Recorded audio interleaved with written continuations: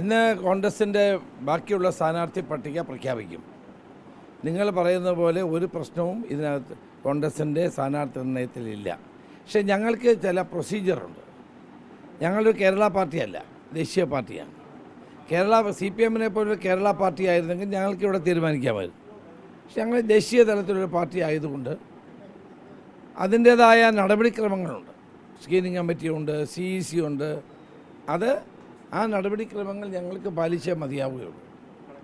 അപ്പോൾ അതുകൊണ്ടാണ് 1-2 ദിവസം. പിന്നെ ഇത്രയും പെട്ടെന്ന് ഈ സമയം വളരെ കുറവാണ്. 1970 ഇങ്ങനൊരു തെരഞ്ഞെടുപ്പ് നടന്ന് ഒഴിച്ചാൽ ഒരു കാലത്തും ഇത്തരം ചെറിയൊരു കാലയളവിൽ തെരഞ്ഞെടുപ്പ് ഉണ്ടായിട്ടില്ല കേരളത്തിൽ.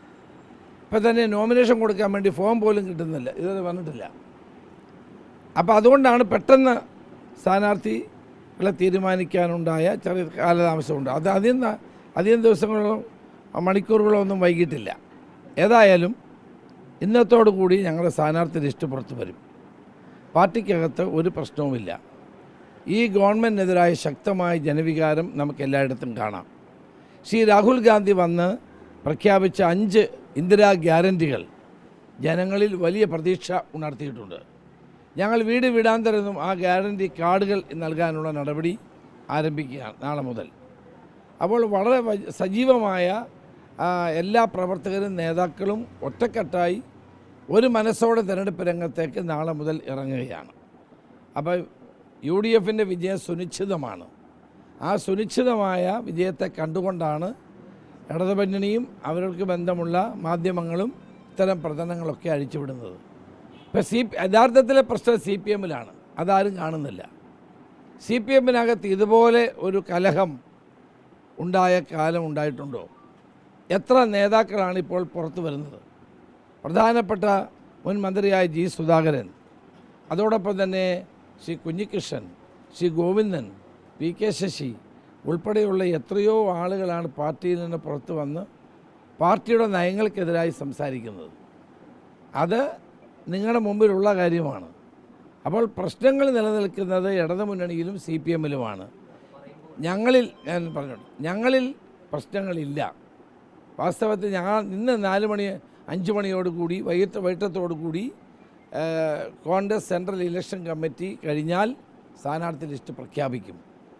ആ സ്ഥാനാർത്ഥി ലിസ്റ്റ് പ്രഖ്യാപിച്ചു കഴിഞ്ഞാൽ എല്ലാ പ്രവർത്തകരും നേതാക്കളും ഒരു മനസ്സോടെ തിരഞ്ഞെടുപ്പ് രംഗത്ത് സജീവമാകും. അതോ ഞങ്ങളുടെ ആദ്യത്തെ പരിപാടി ഇന്ദിരാ ഗ്യാരൻറ്റി ജനങ്ങളിൽ എത്തിക്കുക എന്നുള്ള 5 ഗ്യാരൻറ്റികൾ ശ്രീ രാഹുൽ ഗാന്ധി പ്രഖ്യാപിച്ചിട്ടുണ്ട്. തെലങ്കാനയിലും കർണാടകത്തിലും പ്രഖ്യാപിച്ച ഗ്യാരൻറ്റികളെല്ലാം നടപ്പാക്കിയിട്ടുണ്ട്. ഈ 5 ഗ്യാരൻറ്റികളും ഞങ്ങൾ ജനങ്ങൾക്ക് നൽകിയ വാഗ്ദാനമാണ്. ശ്രീ രാഹുൽ ഗാന്ധി നൽകിയ വാഗ്ദാനമാണ്. അത് ഞങ്ങൾ നടപ്പാക്കും. അത് ജനങ്ങളിലേക്ക് എത്തിക്കുക തുടങ്ങിയിട്ടുള്ള തെരഞ്ഞെടുപ്പ് പരിപാടികളുമായിട്ട് ഞങ്ങൾ മുന്നോട്ട് പോകാനാണ് തീരുമാനിച്ചിരിക്കുന്നത്.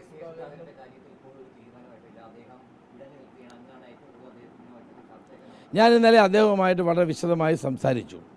അദ്ദേഹത്തിന് തെരഞ്ഞെടുപ്പിൽ മത്സരിച്ചാൽ കൊള്ളാമെന്നുള്ള ആഗ്രഹം ഉണ്ട്. പക്ഷെ ആ കാര്യങ്ങൾ MP-മാർ 3-4 പേർക്ക് ഇത്തരം അഭിപ്രായങ്ങളുണ്ട്.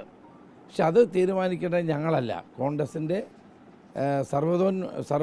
ഉന്നത ബോഡിയായ CEC ആണ്, തെരഞ്ഞെടുപ്പ് സമിതിയാണ് തീരുമാനിക്കേണ്ടത്. അപ്പോൾ അവരൊരു തീരുമാനം എടുത്തു കഴിഞ്ഞാൽ എല്ലാവരും അംഗീകരിക്കും. അതിനെപ്പറ്റി ഒരു അഭിപ്രായം പറയാൻ ഞാൻ അശക്തനാണ്. പാർട്ടിയുടെ സെൻട്രൽ ഇലക്ഷൻ കമ്മിറ്റിയാണ് ഈ കാര്യത്തിൽ തീരുമാനം എടുക്കേണ്ടത്. ഒന്നുമില്ല. നിങ്ങൾക്കാർക്ക് സുധാകരനെ അറിയാത്തത് കൊണ്ടാണ്. സുധാകരൻ ഏറ്റവും വലുത് പാർട്ടിയാണ്. പാർട്ടിയാണ് അദ്ദേഹത്തെ എന്നും പാർട്ടിക്ക് വേണ്ടിയിട്ടാണ് അദ്ദേഹം എന്നും ജീവിച്ചിട്ടുള്ളത്. അപ്പോൾ അതുകൊണ്ട് ഇപ്പോൾ അദ്ദേഹം MP-യാണ്. MP-മാർ അസംബ്ലിയിൽ നിൽക്കണമോ എന്നുള്ളത് ഒരു പോളിസി ക്വസ്റ്റ്യനാണ്. ആ പോളിസി ക്വസ്റ്റ്യൻ തീരുമാനിക്കേണ്ടത് കോൺഗ്രസ് ഇലക്ഷൻ സമിതിയാണ്, കേന്ദ്ര ഇലക്ഷൻ സമിതിയാണ്. അപ്പോൾ ആ സമിതി പ്രഖ്യാപിച്ചു കഴിഞ്ഞാൽ എല്ലാവരും അത് അംഗീകരിച്ച് മുന്നോട്ട് പോകും.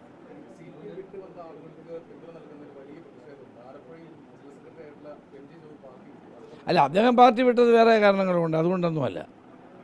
അദ്ദേഹത്തിന് അതിൻ്റേതായ കാരണങ്ങളുണ്ട്, അത് ഞാൻ പറയാൻ ആഗ്രഹിക്കുന്നില്ല. അതൊന്നും ഒരു കാരണമല്ല. ആരാ? എനിക്കറിയില്ല. ആരും ഈ പാർട്ടിയിൽ വിമതരാകാൻ പോകുന്നില്ല.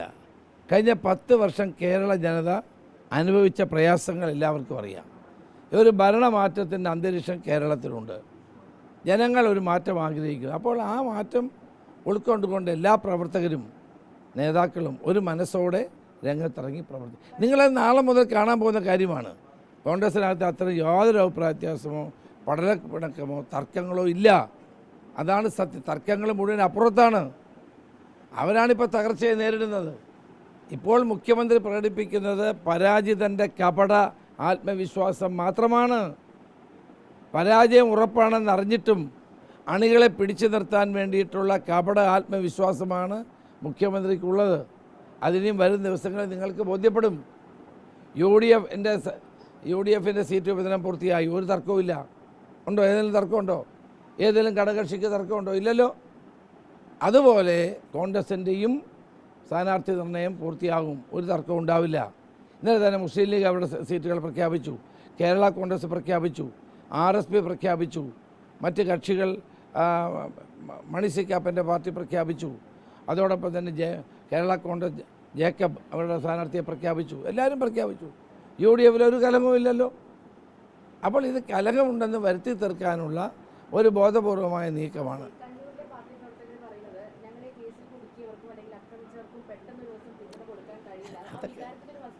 അതൊക്കെ ചിലർ പറയും. ചില രാഷ്ട്രീയ കാര്യങ്ങൾ നമ്മൾ കാണണം. അതിനൊക്കെ അപ്പുറത്ത് ഒരു വലിയ രാഷ്ട്രീയം ഇതിനകത്തുണ്ട്. അതൊക്കെ സത്യമാണ്. അതിനപ്പുറത്തൊരു രാഷ്ട്രീയമുണ്ട്. ആ രാഷ്ട്രീയം എല്ലാവരും ഉൾക്കൊള്ളും. അവരോട് ഞങ്ങൾ കാര്യങ്ങൾ പറഞ്ഞ് മനസ്സിലാക്കി അവർക്ക് ബോധ്യപ്പെടും. അത്രേ ഉള്ളൂ. എന്തിനാ മാറേണ്ട കാര്യം? ഇപ്പം ആകെ 11 ദിവസമേ ഉള്ളൂ. പിന്നെ ഇവിടെ ഇപ്പം മാറേണ്ട കാര്യം എന്തുവാ?